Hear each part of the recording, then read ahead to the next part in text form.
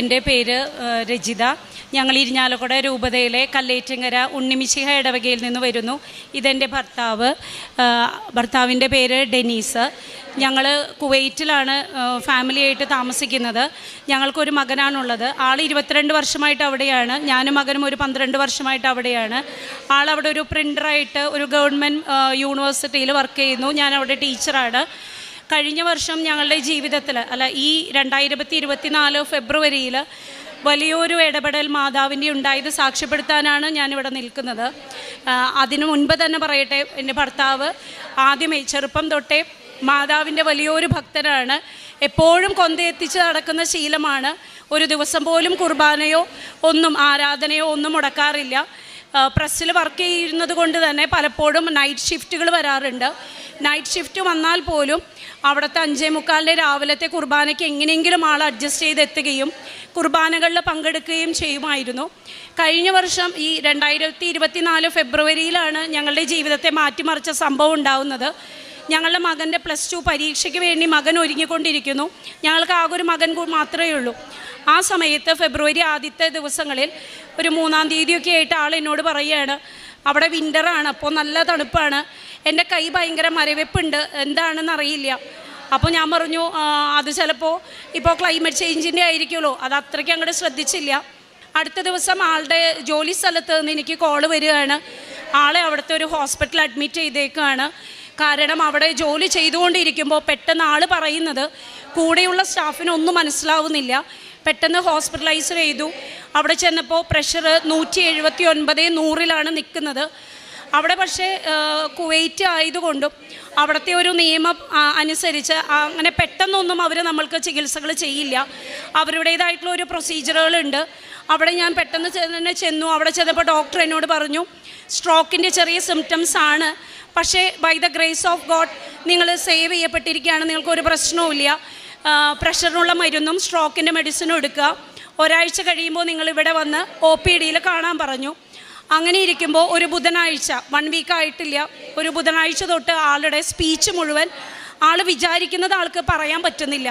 അങ്ങനെ നാട്ടിലേക്ക് വിളിച്ച് നമ്മൾ സംസാരിച്ചപ്പോൾ എല്ലാവരും പെട്ടെന്ന് തന്നെ ടിക്കറ്റ് എടുത്ത് ഇങ്ങോട്ട് വരാൻ പറഞ്ഞ് നമ്മളിവിടെ മെഡിക്കൽ ട്രസ്റ്റ് ഹോസ്പിറ്റലിൽ ന്യൂറോയിൽ അന്വേഷിച്ച് അവിടെ ബുക്ക് ചെയ്ത് നമ്മൾ ഇങ്ങോട്ട് കയറി പോരുകയാണ്. ഞായറാഴ്ച വൈകുന്നേരം നമ്മൾ അവിടെ നിന്ന് കയറി. തിങ്കളാഴ്ച രാവിലെയാണ് ഇവിടെ എത്തേണ്ടത്. വരുന്നതിന് മുൻപ് ഡോക്ടേഴ്സിനോട് 2-3 പേരോട് യാത്ര ചെയ്യുന്നത് കൊണ്ട് കുഴപ്പമുണ്ടോ എന്ന് ചോദിച്ചു. ഡോക്ടേഴ്സ് പറഞ്ഞു കുഴപ്പമൊന്നും ഉണ്ടാവില്ല, കാരണം മരുന്ന് ഓൾറെഡി എടുക്കുന്നതാണല്ലോ. അങ്ങനെ കൊച്ചിയിൽ ഫ്ലൈറ്റ് ലാൻഡ് ചെയ്യാൻ പോകുന്നു എന്ന് പൈലറ്റ് അനൗൺസ് ചെയ്ത ഒരു 5 മിനിറ്റ് കഴിഞ്ഞപ്പോഴേക്കും കാല് ഭയങ്കര വേദന, റൈറ്റ് ലെഗ് ഭയങ്കര വേദനിക്കുന്നു എന്ന് പറയല്ല, ഈ ഫിക്സ് വരുന്ന പോലെയുള്ള ഫിറ്റ്സിൻ്റേതായിട്ടുള്ള കുറേ സിംറ്റംസ് കാണിച്ചു. അപ്പോഴേക്കും ഒരു മെഡിക്കൽ സ്റ്റാഫ് ഫ്ലൈറ്റിലുണ്ടായിരുന്നു. അവർ പറഞ്ഞു സ്ട്രോക്കിൻ്റെ സിംറ്റംസ് ആണ് എന്ന് പറയുമ്പോഴേക്കും ദൈവാനുഗ്രഹം കൊണ്ട് ഫ്ലൈറ്റ് ലാൻഡ് ചെയ്തു. അവിടെ നിന്ന് അവർ വേഗം തന്നെ നമ്മൾക്ക് മെഡിക്കൽ സർവീസ് അവൈലബിൾ ആക്കി. അങ്കമാലി ലിറ്റിൽ ഫ്ലവർ ഹോസ്പിറ്റലിലേക്ക് ചെന്നു. അവിടെ നിന്നും അവർ ആംബുലൻസ് റെഡിയാക്കി മെഡിക്കൽ ട്രസ്റ്റിലേക്ക് നമ്മളെ വിട്ടു. മെഡിക്കൽ ട്രസ്റ്റിൽ ചെന്ന് അരമണിക്കൂർ കൊണ്ട് അവർ ഡയഗ്നോസ് ചെയ്തു. ആളുടെ ബ്രെയിനിൽ മെയിൻ ആർട്ടറിയിൽ, അതായത് ബ്രെയിനിലേക്ക് രക്തം കൊണ്ടുപോകുന്ന പ്രധാന ഞരമ്പുകളിൽ ഒന്ന് മുഴുവൻ ഏകദേശം ഭൂരിഭാഗവും ബ്ലോക്കാണ്. അപ്പോൾ അതിനുള്ള ഏക സൊല്യൂഷൻ എന്ന് പറയുന്നത് ബ്രെയിൻ സ്റ്റെൻഡിങ് മാത്രമാണ്. ഞാൻ ഒരു ടീച്ചറായിട്ടാണ് വർക്ക് ചെയ്യുന്നത്. എനിക്ക് ഈ സയൻസിനെ കുറിച്ചൊന്നും അത്രയ്ക്ക് ധാരണയില്ല. സ്റ്റെൻഡിങ് ഹാർട്ടിൻ്റെ മാത്രമേ ഞാൻ കേട്ടിട്ടുള്ളൂ. ഞങ്ങളുടെ പാരൻസൊക്കെ ഏജിലാണ്, അപ്പോൾ ഞങ്ങളുടെ സഹോദരങ്ങളാണ് കൂടെ വന്നിരുന്നത്. അവിടെ ചെന്ന് ഈ സ്റ്റെൻഡിങ്, അപ്പോൾ ഡോക്ടർ പറഞ്ഞു 5 വർഷമേ ആയിട്ടുള്ളൂ നമ്മുടെ കേരളത്തിൽ ബ്രെയിൻ സ്റ്റെൻഡിങ് വന്നിട്ട്, അതല്ലാതെ ഒരു സൊല്യൂഷൻ ആൾക്കില്ല, അത് ചെയ്തില്ലെങ്കിൽ ആൾ കംപ്ലീറ്റ് പാരലൈസ് ആയി പോകും. അപ്പോൾ നമ്മൾ പിന്നെ അത് ഒരുപാട് കോസ്റ്റ്ലി ആയിട്ടുള്ളതുമാണെന്ന് ഡോക്ടർ പറഞ്ഞു. ആലോചിക്കുക, നമ്മൾക്ക് ജീവനാണ് വലുത്, അതുകൊണ്ട് തന്നെ ബ്രെയിൻ സ്റ്റെൻഡിങ് ചെയ്യാൻ പറഞ്ഞു. അങ്ങനെ ഡോക്ടർ ഫെബ്രുവരി 21 ഉച്ചയ്ക്ക് 2:30 നമ്മൾക്ക് അപ്പോയിൻമെൻറ്റ് തന്നു ബ്രെയിൻ സ്റ്റെൻഡിങ്ങിന്. അതുവരെ ഒരാഴ്ച അവിടെ അവരുടെ ഒബ്സർവേഷനിൽ അഡ്മിറ്റ് ആവണമെന്ന് പറഞ്ഞു. അങ്ങനെ അവിടെ അഡ്മിറ്റായി. ആ ഒബ്സർവേഷൻ ഡേയ്സിലൊന്നും ആൾക്കൊരു പ്രശ്നവുമില്ല. ആളുടെ ആ ഒരു കുർബാന കാണുന്ന ശീലം അവിടെയും മുടക്കാൻ ദൈവം അനുവദിച്ചില്ല. മെഡിക്കൽ ട്രസ്റ്റിൽ എല്ലാ ദിവസവും 6 മണിക്ക് കുർബാന ഉണ്ടാവും. രോഗികൾക്ക് അവരവിടെ കൊണ്ടുവന്ന് കുർബാനയ്ക്ക് കൊടുക്കും.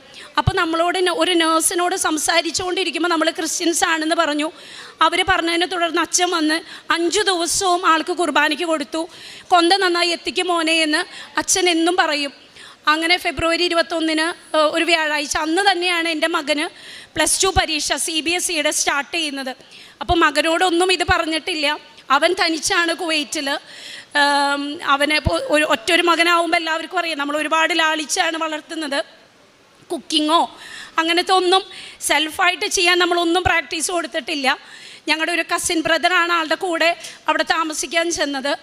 അപ്പോൾ അവൻ്റെ വിചാരം ഇവിടെ അപ്പന് എന്തൊക്കെയോ ടെസ്റ്റുകൾ നടക്കുന്നു. അപ്പോൾ എന്നെ വിളിച്ചപ്പോഴും ഞാൻ പറഞ്ഞു ടെസ്റ്റുകളാണ് നടക്കുന്നത്, പക്ഷേ മെയിൻ സർജറിയാണ് നടക്കുന്നതെന്നുള്ളത് ആൾക്കറിയില്ല. അങ്ങനെ ഫെബ്രുവരി 21 ഉച്ചയ്ക്ക് 2:30 ആൾ സർജറി ചെയ്തു. 2 മണിക്കൂർ കഴിഞ്ഞു. ഡോക്ടർ വിളിച്ച് നമ്മളോട് പറഞ്ഞു സക്സസ് ആയിരുന്നു, പേഷ്യൻ്റ് സുഖമായിട്ടിരിക്കുന്നു. ഒരു ദിവസം ക്ലോസ് ഒബ്സർവേഷന് വേണ്ടി ICUവിൽ കിടത്തും. അടുത്ത ദിവസം, അതായത് ഒരു വ്യാഴാഴ്ചയാണ് ചെയ്തത്, വെള്ളിയാഴ്ച ഉച്ച കഴിഞ്ഞ് 4 മണിയോടുകൂടി റൂം ഷിഫ്റ്റിംഗ് ചെയ്യും. നെക്സ്റ്റ് മൺഡേയോടുകൂടി നിങ്ങൾക്ക് വേണമെങ്കിൽ കുവൈറ്റിലേക്ക് തിരിച്ചു പോവാം, പിന്നെ കുഴപ്പമൊന്നുമില്ല, ഇടയ്ക്ക് ചെക്കപ്പ് ചെയ്താൽ മതി എന്ന് പറഞ്ഞു. അപ്പോൾ എല്ലാവരും വളരെ കൂളായി. ആളെങ്ങനെയാണെന്ന് വെച്ചാൽ ഭയങ്കര ഹോംലി ആയിട്ടുള്ളൊരു സ്വഭാവമാണ് ഹസ്ബൻഡിൻ്റെ.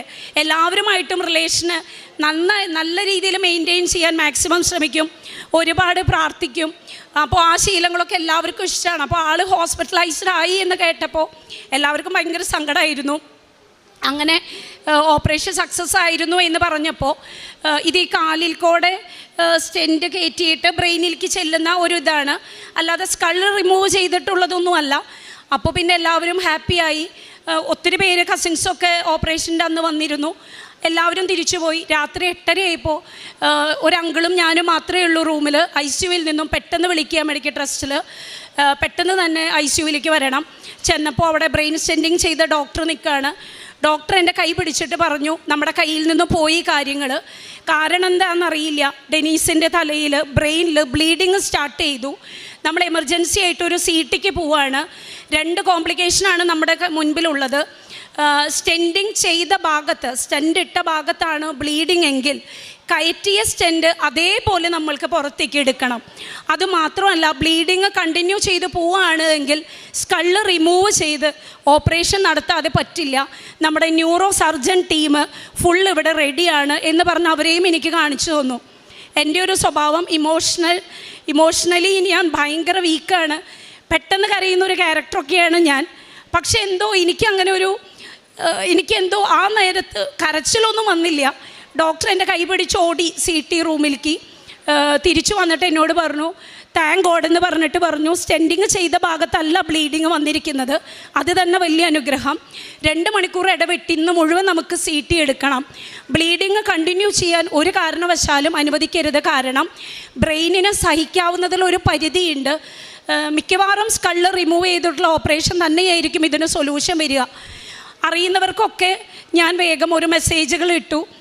എൻ്റെയും ആളുടെയും റിലേറ്റീവ്സിൽ ഓരോ ആൻറ്റിമാരെ വിളിച്ച് ഞാൻ പറഞ്ഞു സംഭവം ക്രിട്ടിക്കലാണ് ആൻറ്റി, പ്രാർത്ഥിക്കണം. ആളുടെ കുവൈറ്റിലും ഈ ഡെയിലി പള്ളിയിലൊക്കെ പോകുന്നത് കൊണ്ട് ഒത്തിരി പ്രയർ ഗ്രൂപ്പുകളിലൊക്കെ ആളെ അറിയാം. പിന്നെ അവിടെ ഈ കൃപാസന മാതാവിൻ്റെ അഖണ്ഡ ജപമാല ഗ്രൂപ്പൊക്കെ ഉണ്ട്. അതിലൊക്കെയുള്ള ചേച്ചിമാർക്ക് ഞാൻ മെസ്സേജ് ചെയ്തു. അവരെന്നോട് പറഞ്ഞു ഒന്നും പേടിക്കണ്ട, ഞങ്ങൾ ലൈറ്റ് ക്യാൻഡിൽ പ്രയർ ചെയ്യുന്നുണ്ട്, അഖണ്ഡ ജപമാല ഗ്രൂപ്പിൽ നമ്മൾ പ്രയർ റിക്വസ്റ്റ് ഇടുന്നുണ്ട്, ഒന്നും സംഭവിക്കില്ല. പക്ഷേ എനിക്ക് ആ സമയത്ത് ലൈറ്റ് ക്യാൻഡിൽ പ്രയർ എന്താണെന്നൊന്നും എനിക്കറിയില്ല. ഞാൻ ഒട്ടും ഫെമിലിയർ ആയിരുന്നില്ല കൃപാസനത്തിൻ്റെ രീതികളുമായിട്ട്. ഞാനപ്പോൾ നമ്മുടെ സാധാരണ ഏതൊരു മനുഷ്യനും ചെയ്യുന്ന പോലെ കൊന്ത കയ്യിലുണ്ട്. കൊന്ത മുഴുവൻ എത്തിക്കുന്നുണ്ടോ എന്ന് ചോദിച്ചാൽ ഇല്ല. പക്ഷേ മാതാവേ കാക്കണേ എന്നൊരു പ്രാർത്ഥനയുണ്ട്. വീട്ടിൽ നിന്ന് പാരൻസ് വിളിക്കും, കുവൈറ്റിൽ നിന്ന് മോൻ വിളിക്കും, ഇവരൊക്കെ വീഡിയോ കോളിലാണ് വിളിക്കുന്നത്. ഇവർക്കൊന്നും ഈ ക്രിട്ടിക്കൽ സ്റ്റേജ് നമ്മൾ പറഞ്ഞിട്ടില്ല. അപ്പോൾ ഇവരുടെ അടുത്തൊക്കെ ഞാൻ ചിരിച്ചിട്ട് പറയുമേ ഒരു കുഴപ്പമില്ല, ICUവിൽ ഹാപ്പി ആയിട്ട് ഇരിക്കുന്നു, അത് 2 ദിവസം കഴിയുമ്പോൾ മാറ്റും. പിന്നെ ഓരോ ദിവസവും മെഡിക്കൽ, എനിക്ക് അറിഞ്ഞുകൂടെ എല്ലാ ഹോസ്പിറ്റലുകളിലും അങ്ങനെയാണോ എന്ന്, മെഡിക്കൽ ട്രസ്റ്റിൽ വൈഫിനെ അല്ലെങ്കിൽ ഏറ്റവും ഇൻറ്റിമേറ്റ് ആയിട്ടുള്ള ഏതെങ്കിലും ഒരാളെ മാത്രം വിളിച്ച് പേഷ്യൻറ്റിനെ കാണിച്ച് നമുക്ക് അപ്ഡേഷൻസ് തരും.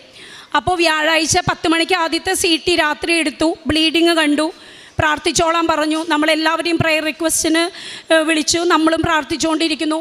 12 മണിക്ക് പോകുമ്പോൾ ഡോക്ടർ എന്നോട് പറഞ്ഞു ഡോക്ടറുടെ ഭാഷയിൽ ഡോക്ടർ പ്രാർത്ഥിച്ചോ എന്നല്ല എന്നോട് പറഞ്ഞത്, നമ്മുടെ കയ്യിൽ നിൽക്കാത്ത കുറച്ച് കാര്യങ്ങളുണ്ട്, അപ്പോൾ എന്താണെന്ന് വെച്ചാൽ ചെയ്തോ, അതായത് പ്രാർത്ഥിച്ചോ എന്ന് തന്നെയാണ് എനിക്ക് ആ ഡോക്ടറെ മനസ്സിലായത്. പിന്നെ ആ ഡോക്ടറെ കുറിച്ച് പറയുകയാണെങ്കിൽ കേരളത്തിലെ നമ്പർ 1 ഡോക്ടർമാരിൽ ഒരാളാണ്.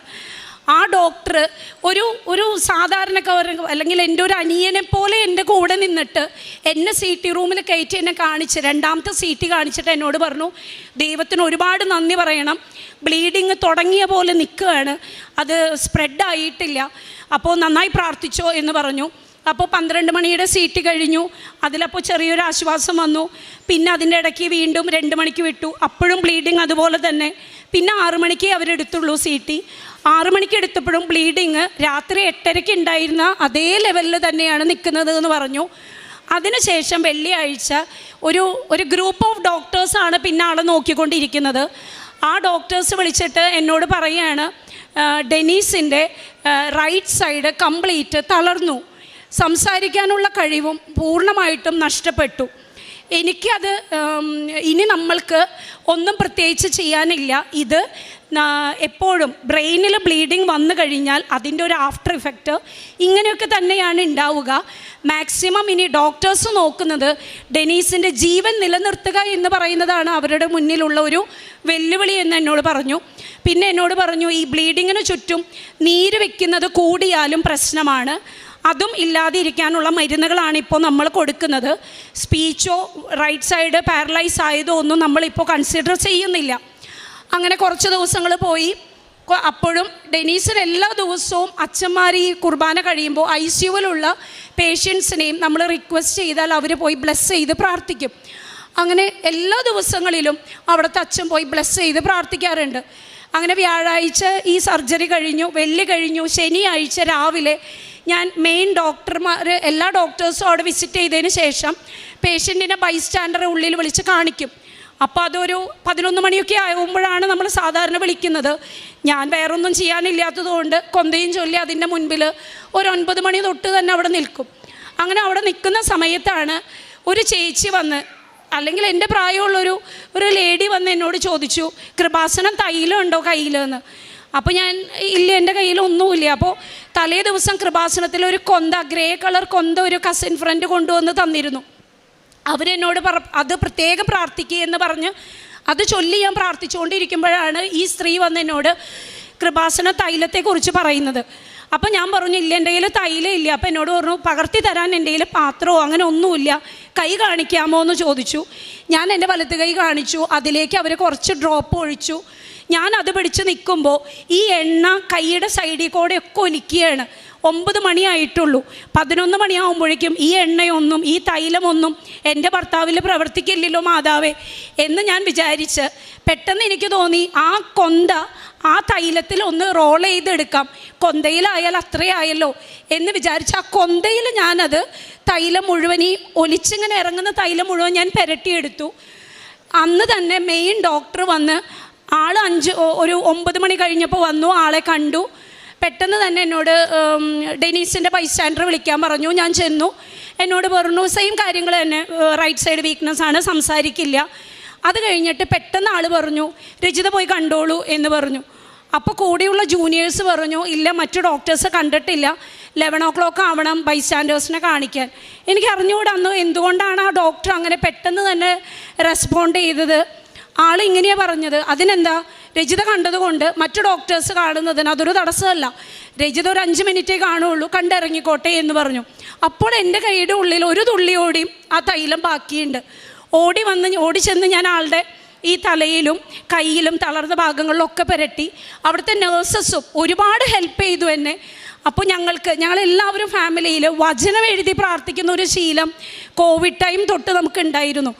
അപ്പോൾ നമ്മൾ ജ്ഞാനം 16:12 പിന്നെ അടയാളങ്ങളും അത്ഭുതങ്ങളും വീണ്ടും പ്രവർത്തിച്ച് അങ്ങേ കരബലം പ്രകടമാക്കണമേ എന്നുള്ള വചനവും എൻ്റെ ചേച്ചി എഴുതി 2 വചനങ്ങൾ കയ്യിൽ തന്നിരുന്നു. നന്നായി പ്രാർത്ഥിച്ചോ ചേച്ചി, ഒരുപാട് അത്ഭുതങ്ങൾ നടക്കുന്നതാണ് എന്ന് പറഞ്ഞു. അങ്ങനെ നമ്മളിത് പ്രാർത്ഥിച്ച് പിന്നെയുള്ള ദിവസങ്ങളിലൊന്നും ICUവിൽ തന്നെ ഒരു 10-18 ദിവസം കിടന്നു. മാറ്റങ്ങളൊന്നും വലിയ കാര്യമായിട്ടില്ല. റൂമിലേക്ക് കൊണ്ടുവന്നു. മാർച്ച് 14 ഡോക്ടർ എന്നെ വിളിച്ച് പറഞ്ഞു, ഇനി ഇവിടെ കെടുത്തുന്നത് കൊണ്ട് വലിയ ഉപകാരമൊന്നുമില്ല. പിന്നെ ആ സമയത്ത് ആൾക്ക് ഭക്ഷണം കഴിക്കാൻ പറ്റില്ല, മൂക്കിലൂടെ ട്യൂബ് ഇട്ടിട്ട് ഈ ലിക്വിഡ് ഐറ്റംസ് ഫീഡായിട്ടാണ് പോയിരുന്നത്. ഇനി നിങ്ങൾ ഏറ്റവും വേഗം ഈ റൈറ്റ് സൈഡ് വീക്ക്നെസ് മാറാൻ വേണ്ടിയിട്ട് ഫിസിയോതെറാപ്പി അന്വേഷിക്കുക. അത് ന്യൂറോവുമായി ബന്ധപ്പെട്ട ഫിസിയോതെറാപ്പി ഹോസ്പിറ്റലുകളിലേക്ക് കൊണ്ടുപോകാനാണ് ഏറ്റവും നല്ലത് എന്ന് പറഞ്ഞു. അതിനുശേഷം അത് ന്യൂറോളജിസ്റ്റ് പറഞ്ഞു. ബ്രെയിൻ സ്റ്റെൻറ്റിങ് ചെയ്ത ഡോക്ടർ വിളിച്ച് എന്നോട് പറഞ്ഞു, കൊണ്ടുപോകുന്നതിന് മുൻപ് നമ്മൾ എമർജൻസി ഒരു CT കൂടി എടുക്കും. മെയിനായിട്ടൊരു കാര്യം ശ്രദ്ധിക്കേണ്ടത്, എല്ലാവർക്കും ബ്രെയിൻ സ്റ്റെൻറ്റിങ് ചെയ്ത് കഴിയുമ്പോൾ ആസ്പിരിൻ എന്ന് പറയുന്ന ഒരു ടാബ്ലറ്റ് ബ്ലഡ് ഫ്ലോയ്ക്ക് വേണ്ടിയിട്ട് കൊടുക്കേണ്ടതാണ്. ആ ടാബ്ലറ്റ് ആളിൽ ബ്ലീഡിങ് കണ്ടതുകൊണ്ട് അവർ ഇന്ന് വരെ കൊടുത്തിട്ടില്ല. അപ്പോൾ എങ്ങനെയാണ് ബ്രെയിനിൻ്റെ ഇപ്പോഴത്തെ സിറ്റുവേഷൻ എന്ന് നമുക്ക് അറിഞ്ഞുകൂടാ. നമ്മൾ CT എടുക്കുമ്പോൾ നമുക്ക് നോക്കാം എന്താണ് പറയുന്നത്, ഒന്നും ഉണ്ടാവില്ല എന്ന് തന്നെ വിചാരിക്കൂ എന്ന് പറഞ്ഞ് നമ്മൾ വിടുകയാണ് ചെയ്യുന്നത്. അപ്പോഴും ഞാൻ ആരുടെ അടുത്തും ഷെയർ ചെയ്യില്ലത്, എല്ലാവർക്കും ടെൻഷൻ കൊടുത്തിട്ട് കാര്യമില്ലല്ലോ. അപ്പോഴും മാതാവിനോട് തന്നെ പ്രാർത്ഥിച്ചു. അങ്ങനെ നമ്മൾ CT എടുത്തു. ഡോക്ടർ പറഞ്ഞു അവിടെയും അത്ഭുതം സംഭവിച്ചു. ആസ്പിരിൻ്റെ ടാബ്ലറ്റ് ഒന്നും കഴിച്ചിട്ടില്ലെങ്കിലും വേറെ പ്രശ്നങ്ങളൊന്നും ബ്രെയിനിൽ ഇതുവരെ പുതിയത് വന്നിട്ടില്ല. അങ്ങനെ മെഡിക്കൽ ട്രസ്റ്റിൽ നിന്ന് ട്യൂബോട് കൂടിയിട്ട് ആൾ കിടന്ന് പാരലൈസ് ആയിട്ടുള്ള ആ സിറ്റുവേഷനിൽ നമ്മൾ വൈക്കത്തേക്ക് ചെല്ലുകയാണ്. വൈക്കത്തുള്ള ഇൻഡോ അമേരിക്കൻ ഹോസ്പിറ്റലിൽ നമ്മൾ അഡ്മിറ്റായി. അവിടെ ചെന്ന് ഡോക്ടർ ഡിസൈഡ് ചെയ്തു അടുത്ത ദിവസം നമ്മൾ ഫിസിയോതെറാപ്പി സ്റ്റാർട്ട് ചെയ്യുമെന്ന്. അത് ഡിസൈഡ് ചെയ്തതിൻ്റെ അന്ന് അടുത്ത പ്രോബ്ലം, ആൾ കുഴഞ്ഞു പോവുകയാണ്. ആൾക്ക് നിൽക്കാൻ നമ്മൾ പിടിച്ച് നിർത്തിയാൽ പോലും നിൽക്കാൻ പറ്റുന്നില്ല. നോക്കിയപ്പോൾ പ്രഷർ ഒരുപാട് ലോ ആയിക്കൊണ്ടിരിക്കുകയാണ്. അങ്ങനെ ഡോക്ടർ പറഞ്ഞു പ്രഷർ ഇങ്ങനെ ലോ ആയാൽ ശരിയാവില്ല, ചെറുതായി ഉപ്പോ എന്തെങ്കിലും ആ ഫീഡിൽ ചെറുതായി കലക്കി കൊടുക്കുമെന്ന് പറഞ്ഞു. അപ്പോൾ നമ്മുടെ കയ്യിൽ കൃപാസനം, നമ്മളെ വിസിറ്ററായിട്ട് വന്ന ആരോ നമ്മുടെ കയ്യിൽ കൊണ്ടുവന്ന് തന്ന ഒരു കൃപാസനം ഉപ്പിൻ്റെ ചെപ്പുണ്ടായിരുന്നു. അപ്പോൾ ആളുടെ അമ്മച്ചി ആ ഉപ്പെടുത്ത് സിസ്റ്റർമാരിനി ചീത്ത പറയോ എന്താണ് എങ്ങനെയാണെന്നൊന്നും അറിയാതെ പതുക്കത് തുറന്നപ്പോൾ അവിടെ വന്ന നേഴ്സ് പറഞ്ഞു, കൃപാസനത്തിലെ ആണോ ആൻറ്റി, എന്നാൽ ഞാൻ വെയിറ്റ് ചെയ്യാം, വിശ്വാസ പ്രമാണമൊക്കെ നന്നായിട്ട് ചൊല്ലി പതുക്കെ ഇടും ഫീഡിൽ, ചേട്ടനെല്ലാം റെഡിയാവും. അന്ന് തൊട്ട് ആളുടെ പ്രഷർ നോർമലിലേക്ക് വന്നു എന്ന് മാത്രമല്ല, വിചാരിച്ചതിനേക്കാൾ വേഗത്തിൽ അവിടെ വെച്ച് ഡോക്ടറെ പോലും അന്താളിപ്പിച്ച് ആൾ നമ്മുടെ ഈസ്റ്ററിൻ്റെ അന്ന് പരസഹായം ഒന്നുമില്ലാതെ നടക്കാൻ തുടങ്ങി. അപ്പോൾ തന്നെ നമ്മൾക്ക് ദൈവത്തിൻ്റെ ആ ഒരു അനുഗ്രഹം, എന്തുമാത്രം കരുതലും കരുണയും നമ്മുടെ ജീവിതത്തിലേക്ക് വരുന്നു എന്ന് മനസ്സിലായി തുടങ്ങി. ഈസ്റ്റർ കഴിഞ്ഞ് പിറ്റേ ദിവസം ആളോട് നിൽക്കാൻ പറഞ്ഞാൽ നിൽക്കില്ല, അത്രയും സ്പീഡിലാണ് ആൾ നടക്കുന്നത്. അപ്പം ഡോക്ടേഴ്സിനൊക്കെ പേടിയാവും. ഡോക്ടർ വെച്ചത് എങ്ങനെ ഇത്ര പെട്ടെന്നൊരു മാറ്റം അവരാരും പ്രതീക്ഷിച്ചിട്ടില്ല. അങ്ങനെ അതിൻ്റെ ഇടയിൽ അപ്പോൾ നമ്മൾക്ക് ഒരു ചെറിയ ഹാപ്പിനെസ്സൊക്കെ ആയി. അപ്പോഴാണ് അടുത്ത ന്യൂസ് വരുന്നത്, കുവൈറ്റിലുള്ള ആളുടെ ജോബിൽ നമ്മൾ എമർജൻസി ലീവിലാണ് വന്നേക്കുന്നത്. അപ്പോൾ ചിലപ്പോൾ ജോബ് പോകാൻ സാധ്യതയുണ്ട്, കറക്റ്റ് ലീവ് കൊടുത്തിട്ടില്ല. ഇവിടെ നിന്ന് വെറുതെ ഒരു മെയിൽ സെൻഡ് ചെയ്താലൊന്നും ഇന്ത്യൻസിനെ അവരങ്ങനെ കൺസിഡർ ചെയ്യില്ല. അവരുടെ ഡൽഹിയിലുള്ള കുവൈറ്റ് എംബസിയിൽ ഈ മെഡിക്കൽ പേപ്പറുകളെല്ലാം വിട്ട് സ്റ്റാമ്പ് ചെയ്ത് വന്നാൽ മാത്രമേ ജോലിയിൽ തുടരാൻ പറ്റുള്ളൂ എന്ന് പറഞ്ഞു. അങ്ങനെ നമ്മൾ പേപ്പറുകളൊക്കെ വേഗം വിട്ടു. പക്ഷേ അടുത്ത പ്രശ്നം, റംസാൻ്റെ നോമ്പായതുകൊണ്ട് പല ദിവസങ്ങളിലും ഡൽഹിയിലുള്ള കുവൈറ്റ് എംബസി മുടക്കാണ്. അപ്പോഴും നമ്മൾ ഈ കൊന്തെത്തിച്ചും light a candle prayer continue ചെയ്തും തന്നെ മുന്നോട്ട് പോയിക്കൊണ്ടിരിക്കുകയാണ്. അതിനിടയിൽ ആദ്യമായിട്ട് നമ്മൾ ഈ സങ്കീർത്തനങ്ങളിൽ 91-ാം അധ്യായം ഞങ്ങൾ സ്ഥിരമായിട്ട് രാവിലെയും വൈകുന്നേരവും ചൊല്ലാറുണ്ട്. അപ്പോൾ ആൾക്കും അത് കാണാതെ അറിയാം. ആളുടെ ബെഡിൻ്റെ അടുത്ത് നിന്ന് എല്ലാ ദിവസവും രാവിലെ ഞാൻ അത് ചൊല്ലി. ഒരു ദിവസം പെട്ടെന്ന് ആൾ ആമേൻ എന്ന് പറഞ്ഞു. അപ്പോൾ എല്ലാവരും കൂടി ഉണ്ടായിരുന്ന എൻ്റെ ചേച്ചിയും ഞെട്ടി. ഞങ്ങൾ ഒന്നുകൂടിയും സെയിം വേർഡ് റിപ്പീറ്റ് ചെയ്യിപ്പിക്കാൻ ശ്രമിച്ചു, പക്ഷെ പറ്റിയില്ല. പിന്നെ ഹോസ്പിറ്റലിൽ നിന്നും 2-3 ദിവസങ്ങൾക്ക് ശേഷം ദൈവികമായിട്ടുള്ള, അതായത് ആൾക്ക് താല്പര്യമുള്ള നന്ദി ദൈവമേ, തിരുനാമ കീർത്തനം, ഇതൊക്കെ ചെറുതായി ക്ലിയറായി തുടങ്ങുന്ന രീതിയിൽ ആൾ പാട്ടിൻ്റെ രൂപത്തിൽ സ്റ്റാർട്ട് ചെയ്തു. അപ്പോൾ ഡോക്ടർക്ക് ഭയങ്കര സന്തോഷമായി. പിന്നെ ആളുടെ ഈ ചുണ്ടൊക്കെ എപ്പോഴും വരണ്ട് പോകുന്നൊരു സിറ്റുവേഷൻ വന്നു. അപ്പോൾ ഡോക്ടർ പറഞ്ഞു ലിപ് ബാം എന്തെങ്കിലും തേക്കുക, അല്ലെങ്കിൽ ചുണ്ട് ഭയങ്കരമായിട്ട് പൊട്ടാൻ തുടങ്ങും, പിന്നെ അത് ഇൻഫെക്ഷൻ വരും. അപ്പോൾ ഒരു നേഴ്സ് പെട്ടെന്ന് പറഞ്ഞു തേനായാലും കുഴപ്പമൊന്നുമില്ല ചേച്ചി. അപ്പോഴാണ് ഞങ്ങളുടെ കയ്യിൽ കൃപാസനം തേൻ അവിടെ റൂമിലുണ്ടായിരുന്നു. അങ്ങനെ കൃപാസനം തേനും തേച്ച് കൊടുത്തു. അപ്പോൾ ആൾ ചുണ്ട് നനയ്ക്കാൻ പറയുമ്പോൾ ഈ തേച്ച് കൊടുക്കുന്ന തേനിൻ്റെ വായിലൂടെ വേറൊന്നും പോവാത്തത് കൊണ്ട് ചുണ്ടിങ്ങനെ നക്കാൻ തുടങ്ങുന്നു. അപ്പോൾ എനിക്ക് തോന്നുന്നു ആ തേനും എല്ലാം മാതാവിൻ്റെ ഒരു അനുഗ്രഹം പ്രവർത്തിച്ച് വൈക്കത്ത് നിന്നും ഏപ്രിൽ 3-ാമത്തെ ആഴ്ച പോരുമ്പോൾ അത്യാവശ്യം അവനവൻ്റേതായിട്ടുള്ള കാര്യങ്ങൾ മറ്റുള്ളവരുമായി ആശയവിനിമയം ചെയ്യാൻ പറ്റാവുന്ന തരത്തിൽ എൻ്റെ ഭർത്താവിനെ ദൈവം മാറ്റി കഴിഞ്ഞിരുന്നു. അങ്ങനെ ഞങ്ങൾ വീട്ടിലെത്തി കഴിഞ്ഞപ്പോൾ വീണ്ടും കുവൈറ്റിൽ നിന്ന് റിമൈൻഡർ വന്നു, ജൂലൈ 1-ാം തീയതി നിങ്ങൾ ജോലിക്ക് കയറിയില്ലെങ്കിൽ എന്നേക്കുമായിട്ട് നിങ്ങളെ പിരിച്ചുവിടും. ആൾക്ക് ഭയങ്കര സങ്കടമായി. നമ്മൾ മെഡിക്കൽ ട്രസ്റ്റിൽ വന്നു. വീണ്ടും മാതാവിൻ്റെ തന്നെയാണ് കരുണ നമ്മൾ ഈ ചോദിച്ചുകൊണ്ടിരിക്കുന്നത്. മാതാവിനോട് ചോദിക്കുന്നു. അങ്ങനെ ഡോക്ടർ ആളെ ചെക്കപ്പ് ചെയ്തിട്ട് പറഞ്ഞു ഫിറ്റാണ്, ആൾക്ക് യാത്ര ചെയ്യാം, ഒരു പ്രശ്നവുമില്ല. അങ്ങനെ നമ്മൾ കുവൈറ്റിലേക്ക് ഇവിടുത്തെ ഡോക്ടറുടെ സമ്മതപ്രകാരം ചെന്നു. അവിടെ ചെല്ലുമ്പോൾ എൻ്റെ വിചാരം ഓക്കെ ജൂലൈ 1 തൊട്ട് നമ്മൾ ജോലിക്ക് കയറും, വേറെ കുഴപ്പമൊന്നുമില്ല. അവിടെ ചെന്നപ്പോഴാണ് അടുത്ത പ്രശ്നം പറയുന്നത്. ജൂലൈ 2-ാം തീയതി അവിടുത്തെ ഒരു ഗ്രൂപ്പ് ഓഫ് ഡോക്ടേഴ്സ് ആളെ ഇൻ്റർവ്യൂ പോലെ ചെയ്യും. ആളത് ആ ഇൻ്റർവ്യൂ പാസ്സായാൽ മാത്രമേ അവർ ആളെ ജോലിയിൽ കണ്ടിന്യൂ ചെയ്യാൻ സമ്മതിക്കുകയുള്ളൂ. അന്ന് വൈകുന്നേരം അപ്പം ഞാൻ ശരിക്കും, അതായത് ആരും നമ്മുടെ ചുറ്റുമില്ല, നമ്മളൊരു അന്യനാട്ടിൽ സഹായിക്കാൻ ആരുമില്ല, ആശ്രയിക്കാനൊന്നുമില്ല. ചില നേരത്തെ മനസ്സൊക്കെ മടുത്ത് ഇനിയിപ്പോൾ പ്രാർത്ഥിച്ചിട്ട് എന്നുള്ളൊരു നിലയിലേക്ക് വരെ ഞാൻ പോയി. അവസാനം അന്ന് രാത്രി ഞങ്ങളുടെ വീട്ടിലൊരു കസിൻ സിസ്റ്റർ വന്നു. ആളുടെ പേര് ജോബി എന്നാണ്. ആൾ വേറെ ഒന്നും എന്നോട് പറഞ്ഞില്ല. ഹസ്ബൻഡിനെ കണ്ടു. എൻ്റെ കയ്യിൽ വന്നിട്ട് ഒരു കൊന്തയും കൃപാസന മാതാവിൻ്റെ പ്രത്യക്ഷീകരണ പ്രാർത്ഥനയുടെ ആ പടമുള്ള ഒരു കൊന്ത ഇത് തന്നു എൻ്റെ കയ്യിൽ. അപ്പോൾ ഞാൻ അത്രയും നാൾ എനിക്ക് സത്യം പറഞ്ഞാൽ കൃപാസനം എന്ന് കേൾക്കുമ്പോൾ ഒരു പേടിയാണ്. എങ്ങാനും ഉടമ്പടിയിൽ തെറ്റിപ്പോയാൽ എന്തിനാ വെറുതെ ഇനി ദൈവകോപം കൂടി വരുത്തി വെക്കണോ? അതുകൊണ്ട് പലപ്പോഴും ഉടമ്പടിയെക്കുറിച്ചൊക്കെ ആര് പറഞ്ഞാലും ഞാനതത്ര അങ്ങോട്ട് ശ്രദ്ധിക്കാൻ പോവാറില്ല. കൃപാസനത്തിൽ ഞാൻ അങ്ങനെ അങ്ങോട്ട് അവഗണിച്ചു എന്ന് തന്നെ എനിക്ക് പറയാൻ പറ്റും. ഒരിക്കൽ മെഡിക്കൽ ട്രസ്റ്റിൽ എൻ്റെ വായിൽ നിന്ന് തന്നെ വന്നു. ആരോ എന്നോട് പറഞ്ഞു കൃപാസനത്തിലെ ഒരു റിക്വസ്റ്റ് രജിത നേരിട്ട് ചെല്ലൂ എന്ന് പറഞ്ഞപ്പോൾ എൻ്റെ മനസ്സിൽ വന്നത്, ഞാനും മാതാവിനോട് തന്നെയല്ലേ പ്രാർത്ഥിക്കുന്നത്, ഇപ്പോൾ കൃപാസനത്തിൽ തന്നെ പോകണമെന്നുണ്ടോ?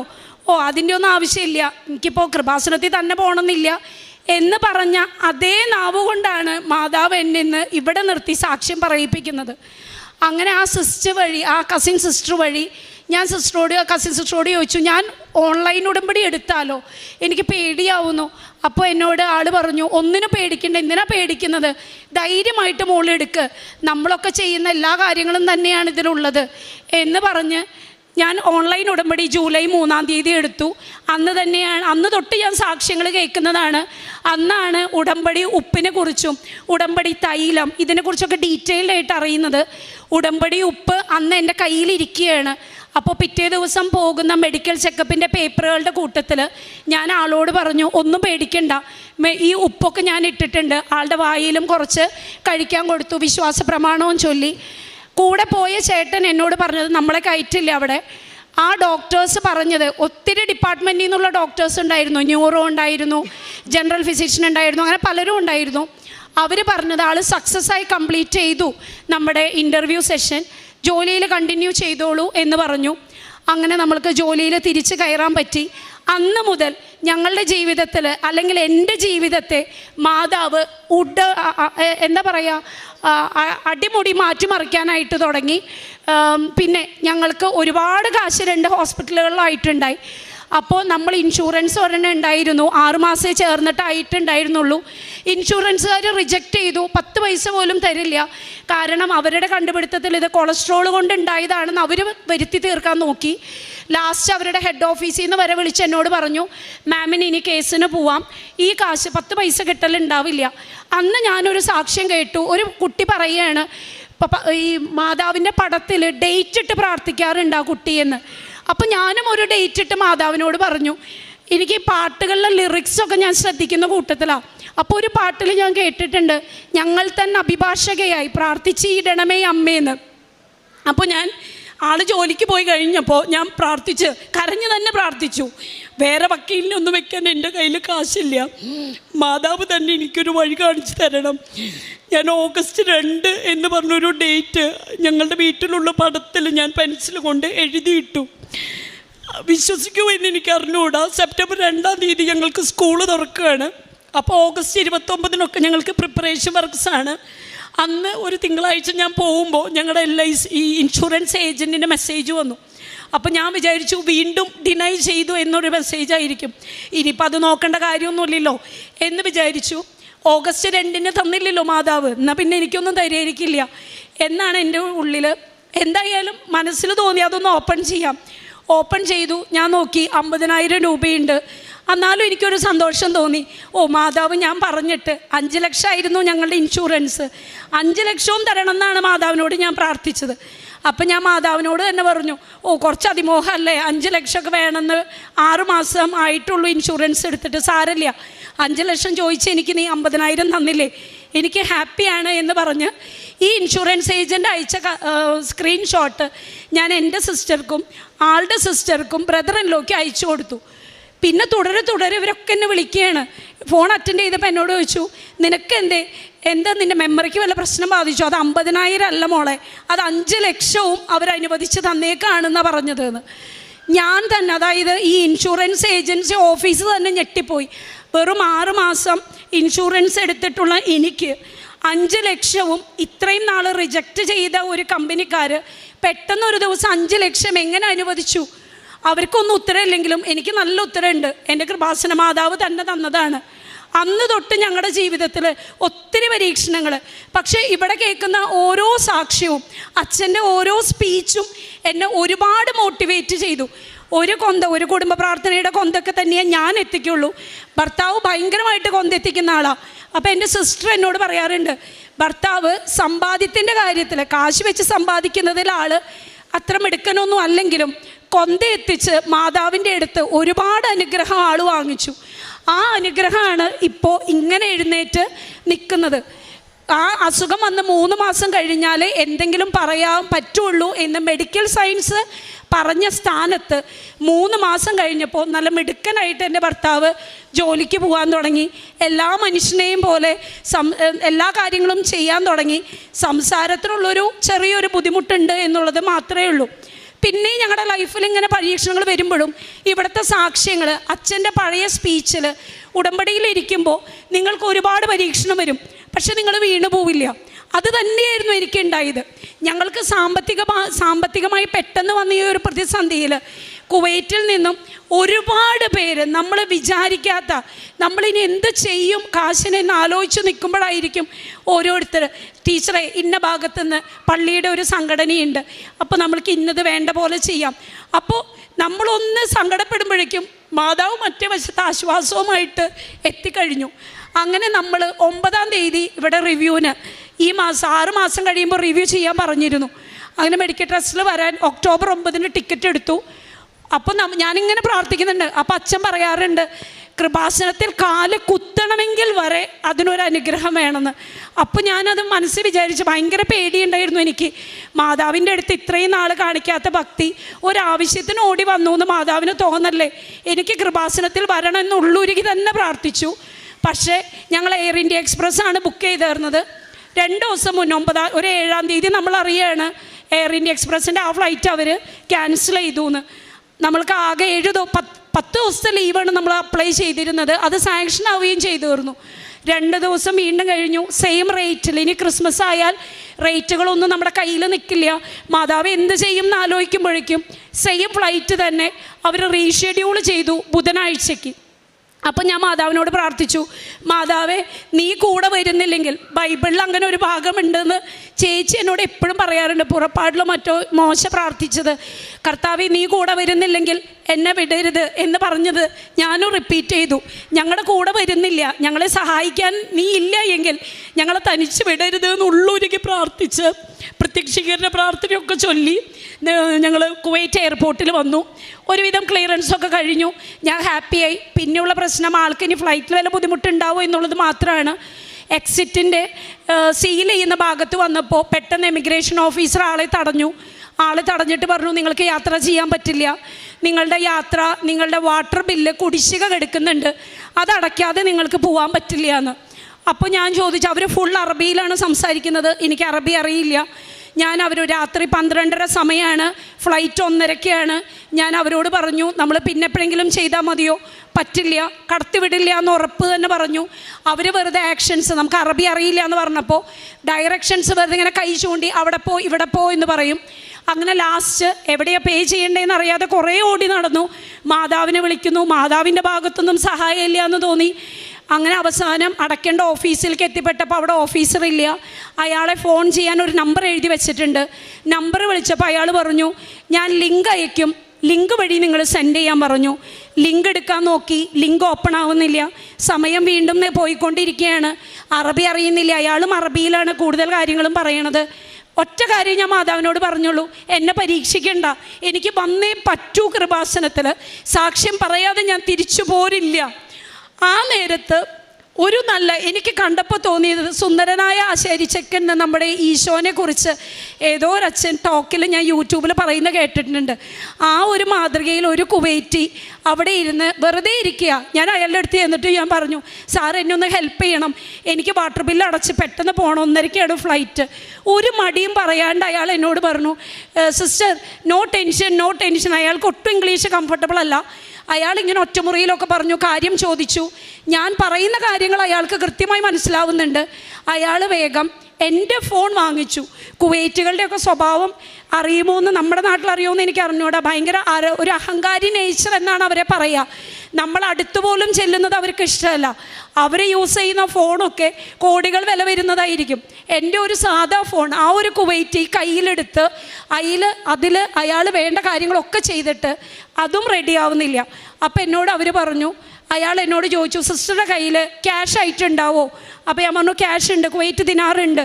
അപ്പോൾ അയാൾ എന്നോട് പറഞ്ഞു, ഞാൻ ചോദിക്കാതെ തന്നെ അയാൾ എന്നോട് പറഞ്ഞു, ഞാനൊരു കാര്യം ചെയ്യാം, എൻ്റെ അക്കൗണ്ടിൽ നിന്നും നിങ്ങൾക്ക് വേണ്ടി ഞാൻ പേ ചെയ്യാം, നിങ്ങൾ കുവൈറ്റ് ദിനാറായിട്ട് എൻ്റെ കയ്യിൽ തന്നാൽ മതി എന്ന് പറഞ്ഞു. ഓൺ ദ സ്പോട്ട് അയാൾ കാര്യങ്ങൾ ചെയ്തു. ഞാൻ ക്യാഷ് കൊടുത്തു. കറക്റ്റ് ബോർഡിങ് സ്റ്റാർട്ട് ചെയ്തതും ഞങ്ങൾ ലൈനിലെത്തി. സുഖമായി ഇവിടെ വന്നു. മെഡിക്കൽ ട്രസ്റ്റിൽ വെള്ളിയാഴ്ച പോയി. ഡോക്ടർ പറഞ്ഞു, നോർമൽ ഹെൽത്തി മാനാണ്, ഇനി ഒരു പ്രശ്നവും ഇല്ല, എല്ലാം പണ്ടത്തെ പോലെ തന്നെ ചെയ്യാം. ആളും ഹാപ്പിയായി. അങ്ങനെ ഞങ്ങൾ ഇന്ന് അവിടെ നിന്ന് പോരുമ്പോഴേ നമ്മൾ ഡിസൈഡ് ചെയ്തിട്ടുണ്ട്, തിങ്കളാഴ്ച ഉടമ്പടി എടുത്തിട്ട് എനിക്ക് സാക്ഷ്യം പറഞ്ഞേ ഞാൻ പോരൂ എന്നുള്ളത്. അതിനുവേണ്ടി മാതാവിനോട് ഒരുപാട് പ്രാർത്ഥിച്ചൊരുങ്ങി. അച്ഛൻ പറയുന്ന പോലെ വെറുതെ ഒന്നും മാതാവിൻ്റെ അടുത്തേക്ക് മാതാവ് എത്തിക്കില്ല. പിന്നെ എനിക്ക് കിട്ടിയ ഒരു അനുഗ്രഹം എന്ന് പറയുന്നത്, ഒരു കുടുംബ പ്രാർത്ഥനയിലെ കൊന്ത തന്നെ എങ്ങനെയെങ്കിലുമൊക്കെ എത്തിച്ച് അവസാനിപ്പിക്കുന്ന ദിവസങ്ങൾ എൻ്റെ ജീവിതത്തിൽ പലപ്പോഴും ഉണ്ടായിട്ടുണ്ട്. ഞാൻ ഈ സാക്ഷ്യങ്ങൾ കേട്ടിട്ട് എന്നും 3 മണിക്ക് എഴുന്നേറ്റ് 4 മണിക്കുള്ളിൽ 4 ജപമാലയും ചൊല്ലി പ്രത്യക്ഷീകരണ പ്രാർത്ഥനയും ചൊല്ലി പോയതിന് ശേഷം കരുണക്കൊന്തയും എത്തിച്ചിട്ടാണ് ഞാൻ ജോലിക്ക് പോകാൻ തുടങ്ങിയേക്കുന്നത്. അതുപോലെ ബൈബിൾ റീഡിങ് ഞങ്ങൾക്ക് ഉണ്ടായിരുന്നു ഹാഫ് ആൻ അവർ. എന്നാലും കുറച്ചുകൂടി ഇഷ്ടപ്പെട്ടുകൊണ്ട് വായിക്കാൻ തുടങ്ങി. അങ്ങനെ പിന്നെ ഞാൻ ചെയ്യുന്ന ഒരു കാരുണ്യ പ്രവൃത്തിയാണോ എന്താണെന്ന് എനിക്ക് അറിഞ്ഞുകൂടാ. കൃപാസനത്തെക്കുറിച്ച് എതിർക്കാൻ പറയുന്നവരോട് ഞാൻ ഒരുപാട് തർക്കിക്കാൻ തുടങ്ങി. ഞാൻ അവരെ പറഞ്ഞ് മനസ്സിലാക്കി, എനിക്കുണ്ടായിരുന്നൊരു ധാരണ മറ്റുള്ളവരിൽ വരരുത് എന്ന് വിചാരിച്ച്, ഇവിടെയുള്ളത് തട്ടിപ്പൊന്നുമല്ല, മാതാവിൽ കേന്ദ്രീകരിച്ച് സുവിശേഷത്തിൽ പറയുന്ന കാര്യങ്ങൾ അച്ഛൻ കൃത്യമായി പറഞ്ഞു തരുന്നു. വിശ്വസിച്ചാൽ നീ ദൈവമഹത്വം ദർശിക്കുമെന്ന് പറഞ്ഞിട്ടില്ലേ എന്ന് ബൈബിളിൽ പറഞ്ഞതൊക്കെ കൃത്യമായിട്ട് ഞങ്ങളുടെ ജീവിതത്തിൽ വന്നത് ഞാൻ എല്ലാവർക്കും, അറിയുന്നവരിൽ എല്ലാവർക്കും ഞാൻ പറഞ്ഞു കൊടുക്കുന്നുണ്ട്. എൻ്റെ ഹസ്ബൻഡിൻ്റെ സർജറി ചെയ്ത ഡോക്ടർ അവസാനം എന്നോട് പറഞ്ഞത്, ഞാൻ പഠിച്ച മെഡിക്കൽ സയൻസ് അല്ല ഡെനീസിൽ പ്രവർത്തിക്കുന്നത് എന്നാണ്. അതിൽ നിന്നും ഞാൻ വായിച്ചെടുത്തത് ശാസ്ത്രം തോറ്റെടുത്ത് ദൈവശാസ്ത്രം വിജയിച്ചു എന്നുള്ളതാണ്. ആ സമയത്ത് ഞാനൊരു അച്ഛൻ്റെ ഒരു സ്പീച്ച് കേട്ടിരുന്നു.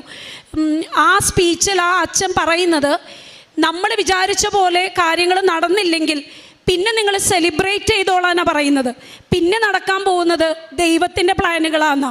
സത്യമാണ്, ദൈവത്തിൻ്റെ പ്ലാനുകളാണ് ഇന്ന് ഈ നിമിഷം വരെ ഞങ്ങളുടെ ജീവിതത്തിൽ നടന്നുകൊണ്ടിരിക്കുന്നത്. ഇപ്പോൾ അത്യാവശ്യം നന്നായിട്ട് ഹസ്ബൻഡ് പ്രാർത്ഥനയൊക്കെ നല്ല ഫ്ലുവൻ്റായിട്ട് എത്തിക്കും.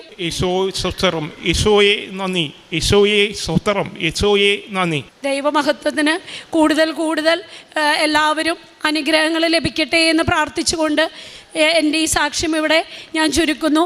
മാതാവിനും ഈശോയ്ക്കും പ്രത്യേകം നന്ദി പറയുന്നു. ഞാനും എൻ്റെ കുടുംബവും എല്ലാ കാലങ്ങളിലും ഞങ്ങളെ കൊണ്ടാവുന്ന വിധത്തിൽ ഞങ്ങളുടെ ജീവിതത്തിലുണ്ടായ ഈ അനുഭവം എല്ലാവരിലേക്കും എത്തിക്കുമെന്ന് ഞങ്ങളൊക്കെ ഉറപ്പ് വിചാരിച്ചിട്ടുണ്ട്. ഈശോയ്ക്ക് ഉറപ്പ് കൊടുത്തിട്ടുണ്ട്. ജീവിതകാലം മുഴുവൻ ഈ ഉടമ്പടിയിൽ തുടരുമെന്നുള്ള ഉറപ്പും ഞാൻ മാതാവിന് ഓൺലൈൻ ഉടമ്പടിയിലേ കൊടുത്തിട്ടുണ്ട്. പുറപ്പാടിൻ്റെ പുസ്തകം 33:14